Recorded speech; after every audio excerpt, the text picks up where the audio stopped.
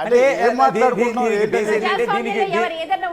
దీనికి బేసు ప్రధానంగా డిఎంకే అన్నా డిఎంకే ఈ రెండు పార్టీలు కూడా ఎంత పెద్ద ఎత్తున త్రిష పైన ప్రచారం చేసేవి ఆమె డైమ్లైట్లోకి తీసుకొచ్చే బీజేపీ ఇంక్లూడింగ్ చాలా మంది కీలక. ఇప్పుడు ఇందాక మీరు తిరుమలలో త్రిష దర్శనం చేసుకుంది, ఆవిడ పూజలు ఫలించాయని చెప్పారు. ఇప్పుడు బండ్ల గణేష్ ఏమంటున్నాడంటే, Trisha congratulations on your dreams come true with blessings of lord Venkateswara అంట. నీ కళలు ఫలించే వెంకటేశ్వర స్వామి ఆశీర్వాదంతో నీ కళ్ళని నిజమవుతున్నాయని ఆయన థ్యాంక్స్ చెప్తున్నాడు బండ్ల గణేష్. బండ్ల గణేష్ ఎందుకు చెప్పాడంటే, బండ్ల గణేష్ తీన్మార్ సినిమాలో ఆవిడ హీరోయిన్ పవన్ కళ్యాణ్తో పాటు. అందువల్ల ఆ పరిచయం ఎక్కడా కూడా విజయ్ గెలిచాడన్న పాయింట్ చెప్పట్లేదు.